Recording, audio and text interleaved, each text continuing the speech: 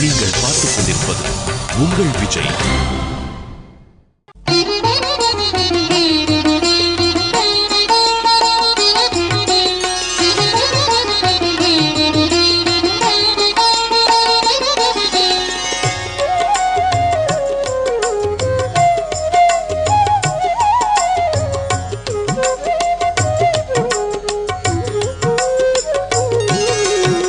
रंके समां पाहि रंके समां पाहि रंके समां पाहि रंगप्रभो लक्ष्मीनाथ समारंभां नाथयामुनमध्यमाम् अस्मत्ताचार्यपर्यन्तां वन्दे गुरुपरम्परां. नमः श्रीरङ्गनाथाय कावेरी मध्यशायिने अर्चावतारश्रेष्ठाय सर्वमङ्गलदायिने. மறுமைக்கே வெறுமை பூண்டு அப்படின்னு ஆழ்வார் சொல்றார். மறுமைக்கே வெறுமை பூண்டு அப்படின்னா மரணத்துக்கு பின்னாடி ஒரு வாழ்க்கை இருக்கு அப்படிங்கிறதுல யாருக்குமே ஒரு நம்பிக்கை இல்லை. மரணத்துக்கு பிறகு ஒரு வாழ்க்கை இருக்கு அப்படிங்கிறத ஒருத்தர் நம்புறார் அப்படிங்கிறதுக்கு என்ன அடையாளம்னா, இந்த உலகத்தில் அவர் அதற்கு பயந்து வாழறாரா அப்படிங்கிறது தான் அதற்கு அடையாளம். நான் தெய்வத்தை நம்புகிறேன், பாவ புண்ணியத்தை நம்புகிறேன், மறுபிறவியை நம்புகிறேன், மரணத்துக்கு பின்னாடி ஒரு உலகத்தில் போய் வாழறத நம்புகிறேன் அப்படின்னு சொல்கிறதுல பெரிய விஷயம் இல்லை. சொல்கிறது நம்முடைய காரியத்தில் அதில் தெரியணும். அது மரணத்துக்கு பின்னாடி ஒரு வாழ்க்கை இருக்குது அப்படின்னுட்டா அந்த வாழ்க்கைக்கு பயந்து நாம் இறந்ததற்கு பிறகு பகவானுக்கு பதில் சொல்ல வேண்டும், பரலோகத்தில் பதில் சொல்லணும். அதனாலே அந்த வாழ்க்கைக்கு பயந்து நம்ம வாழறதுல தான் நம்ம மறுமையை நம்புகிறோமா இல்லையா அப்படிங்கிறதுல இருக்கு. சாக்ஷாத் ராமபிரானே வனவாசத்தில் இருக்கும் பொழுது ஒரு சமயம் பக்கத்தில் இருக்கக்கூடிய லக்ஷ்மணாழ்வாரை பார்த்து, ஒரு சக்கரவர்த்தி திருமகனா பிறந்து நான் ராஜ்யம் இல்லாமல் இப்படி காடுகளில் அலைந்து கொண்டிருக்கின்றேன் பார் என்று சொல்லும் பொழுது இப்போ லக்ஷ்மண ஆழ்வார் கேட்கிறார், அப்பொழுதே நான் சொன்னேனே, நாமே ராஜ்யத்தை எடுத்துக்கலாம்னு சொன்னேனே. தசரதர் கூட சொன்னாரே, ராமா நீயே முடிசூட்டிக்கொள் அப்படின்னு சொன்னாரே. அப்பொழுதெல்லாம் சொல்லும் பொழுது கேட்காம இப்பொழுது வனவாசத்தில் தேவரீர் இப்படி கலங்கி நிற்கின்றீரே என்று கேட்கும் பொழுது பெருமாள் ஒரு பதில் சொல்கிறார். லக்ஷ்மணா, உலகத்தில் ரெண்டு விஷயத்துக்கு தான் நான் பயப்படுறேன். ஒன்று தர்மம், மற்றொன்று பரலோகம்.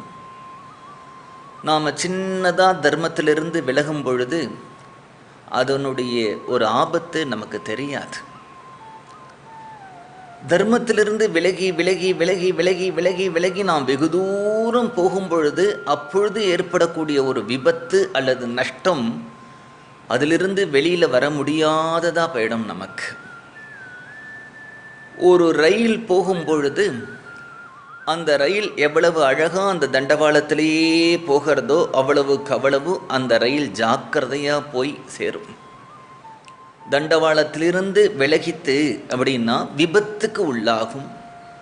அந்த ரயிலில் இருக்கக்கூடிய அத்தனை நபர்களுக்கும் அந்த விபத்து சம்பவிக்கும். அது மாதிரி மனிதர்களுடைய வாழ்க்கை அந்த தண்டவாளத்தில் ரயில் போகின்ற மாதிரி தர்மங்கிற பாதையில் போகணும். தர்மம் அப்படிங்கிற பாதையிலிருந்து விலகும் பொழுது ஒருத்தருக்கு கஷ்டங்கள் ஏற்படுறது உடனே தெரியாட்டாலும் கூட தர்மத்திலிருந்து விலகும் பொழுது பகவான் பொறுத்து பார்க்கிறான். ஒரு கால் இவன் திரும்பி சரியாக ஆயிடுவானோ, அவன் தர்மத்திலிருந்து விலகினதை உணர்ந்து அதை சரி பண்ணிப்பானோ. ஒரு குழந்தையை கடைக்கு ஏதாவது சாமான் வாங்குவதற்கு அனுப்பினா அந்த குழந்தை கடைக்கு போகிறதுக்குள்ளே வீதியில் யாராவது விளையாட்டு காட்டுபவர்கள் ஏதாவது கடைகள் வந்திருந்தால் உடனே பராக்கு பார்த்துட்டு அந்த பையன் கொஞ்ச நாளைக்கு நிற்பான். கொஞ்ச நாள் கழித்து தனக்கு தானே சுதாரிச்சுண்டு நம்ம கடைக்கு தானே வந்தோம் அப்புறம் அப்படின்னு கிளம்பி வேகமாக போவான். அது மாதிரியா நம்முடைய வாழ்க்கையில் அப்பப்போ நம்ம சிறு தவறுகள் பண்ணினாலும் கூட, தர்மத்திலிருந்து விலகினாலும் கூட ஆனால் திரும்பி சரி பண்ணி சரியான பாதைக்கு வந்துடணும். அப்படி வராமல் தர்மத்திலிருந்தே விலகி கொண்டே போனோமானால் ஒரு நாளைக்கு அதனால் நமக்கு வரக்கூடிய இழப்பும் நஷ்டமும் சரி செய்ய முடியாததாக போயிடும். அதுதான் அழகாக ராமச்சந்திர பிரபு இங்கே சொல்கிறார். நான் ரெண்டு விஷயத்துக்கு தான் உலகத்தில் பயப்படுறேன். ஒன்று தர்மத்துக்கு பயப்படுறேன், மற்றொன்று பரலோகத்தில் நாம் செய்யக்கூடிய காரியங்களுக்கெல்லாம் நாம் பதில் சொல்லி ஆகணும் அப்படிங்கிறார்.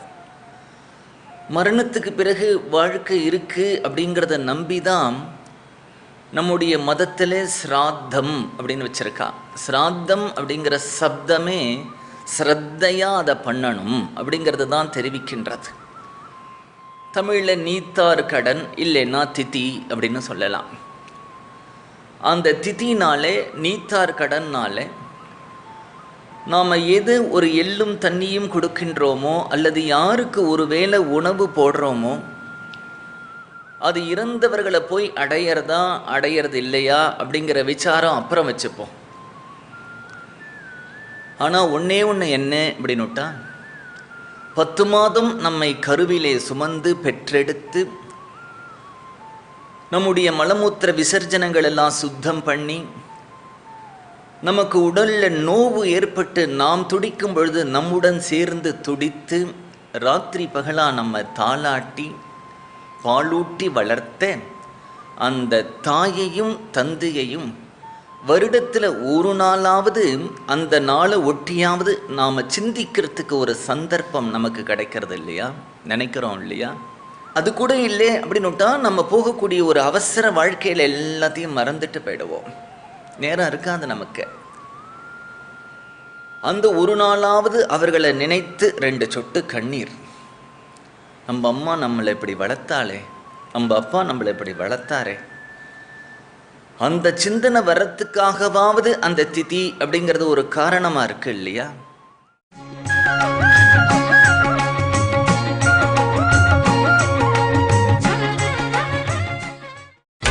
நீங்கள் பார்த்துக் கொண்டிருப்பது உங்கள் விஜய். உயிரோடு இருக்கக்கூடிய அப்பா அம்மாவுக்கு நம்ம சாதம் போடுறோமோ இல்லையோ, செத்து போன அப்பா அம்மாவுக்காவது ஒரு எள்ளும் தண்ணியும் கொடுக்கணும் அப்படிங்கிற ஒரு சிந்தனை நமக்கு இருக்கு இல்லையா? அதனால் என்ன அப்படின்னா, அவர்களுடைய ஞாபகம் வந்தது அப்படின்னுட்டாக்க அவர்களை பற்றி நாம் சிந்தனை பண்ணுவோம். அவர்கள் நமக்காக வாழ்க்கையில் எவ்வளவு தியாகங்கள் பண்ணியிருக்கார்கள் என்கின்ற ஒரு எண்ணமும் நமக்கு வரும். மாதா பிதா குரு தெய்வம் அப்படின்னு சொல்லுவோம். அம்மாவை தெய்வமானேனே அப்படின்னு சாஸ்திரங்கள் சொல்கிறது, அப்பாவை தெய்வமானேனே அப்படின்னு சாஸ்திரங்கள் சொல்கிறது. நிறைய பக்தர்கள் பகவானை பாடும் பொழுது பகவானை எப்படி பாடியிருக்கான்னா, நீந்தான் என்னுடைய அம்மா, நீந்தான் என்னுடைய அப்பா. அம்மாவை தெய்வமானேனே அப்பாவை தெய்வமானேனேங்கிறது ஒரு சாஸ்திரம், தெய்வம்தான் அப்பா அம்மா அப்படிங்கிறது ஒரு சாஸ்திரம். அப்படின்னுட்டா ரெண்டுக்கும் வித்தியாசம் இல்லை அப்படின்னு ஆயிடுறது. ஒரு பையன் தன்னுடைய மாதாவுக்கோ பிதாவுக்கோ திதி கொடுத்தானால் கூட, சிராத்தம் பண்ணினாலும் கூட, அவன் 50 வருடம் உயிரோடு இருக்கானோ 60 வருடம் உயிரோடு இருக்கானோ அது வரைக்கும் தான் அவன் சிராத்தம் பண்ண போகிறான். அந்த பித்ருக்களுடைய ஆசீர்வாதம் அப்படிங்கிறது ஒரு குடும்பத்துக்கு ரொம்ப முக்கியம். நிறைய குடும்பங்களில் குழந்தைகள் சில குறைபாடுகளோடு பிறக்கிறதுக்கு அந்த குடும்பத்தில் பித்ருக்கள் சந்தோஷமாக இல்லை அப்படிங்கிறது தான் காரணம் அப்படின்னு பெரியவர்கள் சொல்லுவாங்க. பித்ருக்கள் எந்த குடும்பத்தில் சந்தோஷமாக இருக்காளோ அந்த குடும்பத்தில் தான் வம்சம் வளரும். வம்சம் வளர்றதோடு மட்டும் இல்லாமல் அந்த வம்சத்தில் எந்த குறைபாடுகளும் இல்லாமல் அந்த வம்சம் வளர்ந்துட்டு வரும். அதற்கு பித்ருக்களுடைய ஒரு அனுகிரகம் நமக்கு தேவை அப்படிங்கிறது தான் பெரியவர்கள் சொல்லி நாம் கேள்விப்பட்டிருக்கோம். ஒருத்தர் எவ்வளவு நாள் உயிரோடு வாழ்ந்தாலும் கூட அவருடைய அப்பா அம்மாவுக்கு அவர் எவ்வளவு நாள் சிராத்தம் பண்ண போகிறார்? இவருடைய எவ்வளவு காலம் வரைக்கும் அவர்கள் அம்மா அப்பா உயிரோடையே இருக்க போகிறார். அதற்கு போனதுக்கப்புறம் சில ஆண்டுகள் பண்ண போகிறார். ஆனால் ஆயிரக்கணக்கான ஆண்டுகளாக ஒருத்தருக்கு ஒருவர் சிராத்தம் பண்ணிட்டு இருக்கார் அப்படின்னா உங்களால் நம்ப முடிகிறதா? ஆயிரக்கணக்கான வருடங்களாக எப்பொழுதுனே தெரியாத ஆரம்பித்து ஒருத்தர் பண்ணிட்டு இருக்கார். பண்ணிட்டு இருக்கிறது மனுஷராக இருந்தாலும் ஆச்சரியப்படலாம். மனுஷர் இல்லை பகவான் அப்படின்னுட்டா, பக்தன் கூட இல்லை பகவான். எந்த பகவான் அப்படி சிராத்தம் பண்ணுறார் அப்படின்னா, க்ஷேத்திரங்கள்லேயே ரொம்ப ஆச்சரியமான ஒரு க்ஷேத்திரம் கும்பகோணம் அப்படின்னு சொல்லக்கூடிய திருக்குடந்தை. குடந்தையில் இருக்கக்கூடிய ஆறாமதனுடைய சன்னதி சாரங்கபாணி. எவ்வளவோ கோவில்களை நாம் பார்த்து கொண்டு வந்தாலும் கூட கும்பகோணத்தில் இருக்கக்கூடிய இந்த ஆறாமதனுடைய கோவில் விசித்திரமானது, வித்தியாசமானது. என்ன அப்படின்னுட்டா, கோவிலே ஒரு தேர் மாதிரி இருக்கு. அந்த கோவிலில் போய் பெருமாளை சேவிக்கிறவர்களுக்கு தெரியும்.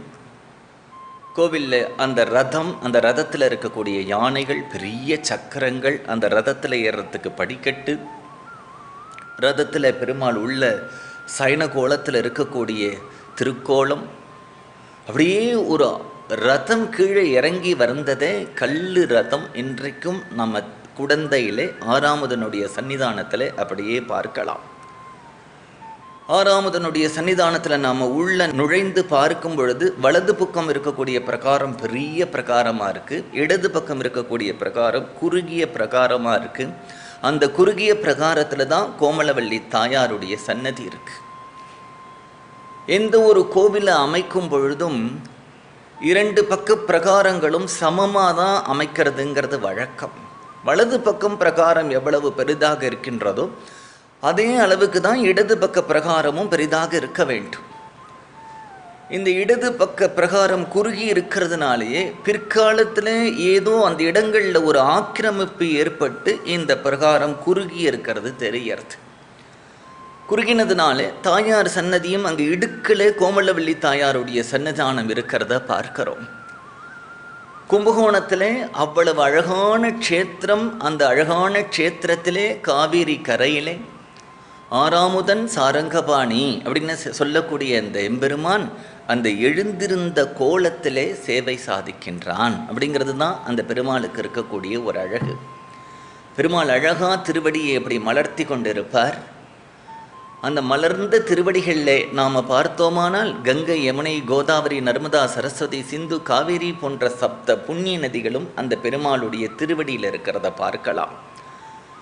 அதனுடைய பொருள் என்ன, தத்துவம் என்ன அப்படின்னுட்டா, அந்த பெருமாள் திருவடிகளை மலர்த்தி இப்படி சேவை சாதிக்கிறானே, அந்த பெருமாளுடைய திருவடிகளை நாம் தியானம் பண்ணினாலே போரும். சப்த நதிகள்லையும் நாம் தீர்த்தமாடின புண்ணியம் நமக்கு கிடைத்துவிடும். தனித்தனியாக ஒவ்வொரு புண்ணிய நதியாக நாம் தேடி சென்று தீர்த்தமாட வேண்டும் என்ற அவசியமில்லை என்பதைத்தான் அந்த தத்துவம் உணர்த்துகின்றது. அத்தகைய திருவடியினுடைய நிழல்லையே சமீபத்திலேயே சப்த நதிகளும் வாசம் பண்ணுறதை இந்த திருக்குடந்தை க்ஷேத்திரத்தில் பார்க்கலாம். அருமையான கோவில் ஆறாமதனுடைய கோவில். ஆறாமதனுடைய அழகுன்னு பார்த்தாலும் அப்படி ஒரு அழகு பகவான். அந்த பெருமாளுக்கு ஒரு பெருமை என்ன அப்படின்னுட்டா, எத்தனை முறை அந்த ஆறாமதனை நாம் திரும்பி திரும்பி திரும்பி திரும்பி சேவிச்சுட்டே இருந்தாலும் பார்த்து கொண்டே இருந்தாலும் நமக்கு போரும்னே தோணாதாம், அழுக்கவே அழுக்காதாம். பார்த்தாகிவிட்டது கிளம்பி வருவோம் அப்படின்னும் தோணாதாம். பார்க்க பார்க்க நினைக்க நினைக்க சிந்திக்க சிந்திக்க திகட்டாத ஒரு பெருமாள் அப்படின்னுட்டா இந்த கும்பகோணத்தில் இருக்கக்கூடிய ஆறாமுதன். அந்த கோவிலில் தான் லக்ஷ்மி நாராயண சுவாமி அப்படிங்கிற ஒரு பக்தர் இருந்தார். அவர் வாழ்ந்து எவ்வளவு வருடங்கள் ஆயிடுத்துன்னு தெரியாது. பிரம்மச்சாரி. இந்த பிரம்மச்சாரியாக இருந்து கல்யாணம் பண்ணி கொள்ளாமல் ஆறாமுதனுக்கே ஆட்பட்டு அந்த பெருமாளுக்கே சேவை பண்ணிட்டு இருக்கார், கைங்கரியம் பண்ணிட்டு இருக்கார். இன்றைக்கும் ஆறாமதனுடைய கோவில் வாசலில் நம்ம போய் பார்த்தோமோனால் பெரிய ராஜகோபுரம் இருக்கும். அந்த ராஜகோபுரத்தையே அவர் தான் நிர்மாணம் பண்ணினார். அவருக்கு தான் கல்யாணம் பண்ணி கொண்டு குடும்ப வாழ்க்கையில் ஈடுபட்டு புள்ள குட்டிகளை பெற்றுக்கணும் அப்படிங்கிற எண்ணமே இல்லை. எல்லாரும் அவரை பார்த்து, நீ இன்னும் மன வாழ்க்கையில் ஈடுபடலையே, குழந்தைகளை பெற்றுக்கொள்ளலையே அப்படின்னு சொல்லும் பொழுது அவர் அதையெல்லாம் காதில் போட்டுக்காம பெருமாளுடைய கைங்கரியமே சேவையே கதி அப்படின்னு ஆறாமுதன்ட்டு அப்படி ஆட்பட்டு இருந்தார். அப்பொழுது எல்லாரும் சொல்கிறா, உனக்கு கல்யாணத்தில் இஷ்டம் இல்லாட்டா பரவாயில்லப்பா, தப்பு இல்லை. ஆனால் ஒரு மனிதனுக்கு பித்ருக்களுக்கு கொடுக்க வேண்டிய கடன் ஒன்று இருக்குது, ரிஷி கடன் ஒன்று இருக்குது. தேவர்களுக்கு கொடுக்க வேண்டிய கடன் ஒன்று இருக்குது, பித்ருக்களுக்கு கொடுக்க வேண்டிய கடன் இருக்குது, பிரத்யட்சமாக இருக்கக்கூடிய அப்பா அம்மாவை பார்த்துக்க வேண்டிய கடன் இருக்குது. இந்த கடனெல்லாம் ஒருத்தனுக்கு நீங்கணும். ரிஷியினுடைய கடனை எப்படி தீர்க்கிறது அப்படின்னு விட்டா, இந்த மகரிஷிகள் இதிகாச புராணங்கள் எல்லாம் நமக்கு அனுகிரகம் பண்ணியிருக்கார்களோ அதெல்லாம் நம்ம படித்து தான் அந்த கடனை போக்கிக்கணும். பிரத்யட்சத்தில் இருக்கக்கூடிய அப்பா அம்மாவுக்கு சேவை பண்ணணும். அது மாதிரி தேவர்களுக்கு யாகம் பண்ணி அந்த தேவர்களுடைய கடனை பூர்த்தி பண்ணணும். காலாகாலத்தில் அந்தந்த கிரமப்படி சிராத்தங்கள் பண்ணி திதிகள் கொடுத்து நம்ம பித்ருக்களுக்கு பண்ண வேண்டிய கடனை நம்ம தீர்த்து வைக்கணும்.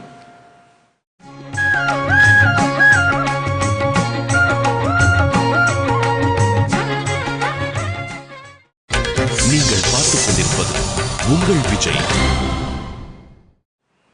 ஹிந்துவா பிறந்த ஒவ்வொருவரும் ஜென்மாவில் ஒரு தரமாவது கயா க்ஷேத்திரத்துக்கு போய் அந்த கயையிலே அங்கே நம்முடைய குடும்பத்தில் எந்த பெரியவர்கள் எல்லாம் இறந்து விட்டார்களோ அவர்களுக்காக பிண்டம் போடணும்.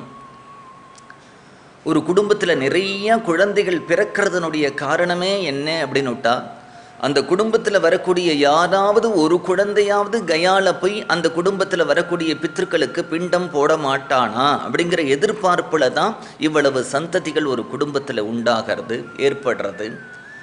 அதனால அவர்கள் எல்லாம் சொல்கிறா, உனக்கு கல்யாண வாழ்க்கையில் ஈடுபாடு இல்லாட்டா பரவாயில்ல, நீ பிரம்மச்சாரியா இருந்தா நீ போயிட்டா உனக்கு யார் காரியம் பண்ணுவா, உனக்கு யார் கொள்ளி போடுவா, கொள்ளி போடாட்டா பரவாயில்ல, உனக்கு மாதா மாதம் இல்லை வருடா வருடம் யார் சிராத்தம் பண்ணுவா, யார் திதி கொடுப்பா. அவர்களெல்லாம் சமாளிக்கணும் இல்லையா, அவர்களுக்கெல்லாம் ஒரு பதில் சொல்லணும் இல்லையா. அவர் சொல்லும் பொழுதெல்லாம் அந்த லக்ஷ்மி நாராயண சுவாமி என்ன சொல்லுவார் அப்படின்னுட்டா, எனக்காக ஆறாமுதனே எல்லாம் பண்ணுவான், எனக்காக பெருமாளே எல்லாம் பண்ணுவார், பெருமாளே எல்லாம் பண்ணுவார் அப்படின்னு சொல்லும் பொழுது எல்லாரும் சிரிப்பா பரிகாசம் பண்ணுவா.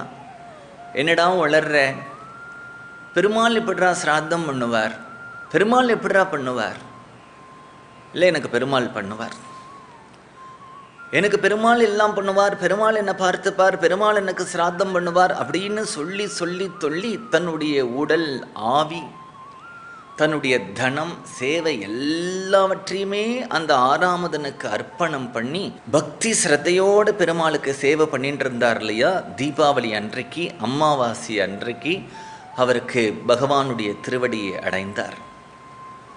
அப்பொழுது பெருமாள் என்ன பண்ணினான் அப்படின்னுட்டா, அர்ச்சக முகேன்னு ஆவேசித்து எம்முடைய பக்தர் லக்ஷ்மி நாராயண சுவாமி அவருடைய பந்துக்கள் எல்லாம் கேட்கும் பொழுது எனக்கு ஆறாமுதன் காரியம் பண்ணுவான், ஆறாமுதன் சிராத்தம் பண்ணுவான் அப்படின்னு சொன்னதுனாலே அதை சத்தியமாக்கும் பொருட்டு ஒவ்வொரு வருடமும் தீபாவளி அமாவாசை அன்று யாமே அவருக்கு சிராத்தம் செய்கின்றோம் அப்படின்னு சொல்லி இன்றைக்கு வரைக்கும் நீங்கள் தீபாவளி அமாவாசை அன்றைக்கு ஆறாமுதனை சேவிக்கிறதுக்கு போனால் 11 மணிக்கு மேலே கோவில் சாத்தி ஒரு ஸ்ராத்தம் எப்படி நடக்குமோ அது மாதிரி பெருமாள் ஸ்ராத்தம் செய்து அதனுடைய அன்றைக்கு பண்ணக்கூடிய தலிகையை தான் பெருமாளே அமுது செய்கிறான் அப்படின்னு விட்டான். பகவான் ஒரு பக்தனுக்காக எவ்வளவு பரிந்து கொண்டு வரான் பத்தேலா. அதுதான் கும்பகோணத்தில் இருக்கக்கூடிய க்ஷேத்திரத்திலே அந்த ஆறாமுதனுடைய சன்னிதானத்தில் போய் பார்த்தா இன்றைக்கும் காலங்காலமாக அது எவ்வளவு வருடங்கள்னு கணக்கு தெரியல, இன்றைக்கு வரைக்கும் பெருமாள் அந்த பக்தனுக்கு கொடுத்த ஒரு வாக்கை பக்தனுடைய ஆசையை இன்றைக்கும் பூர்த்தி பண்ணி கொண்டிருக்கான்.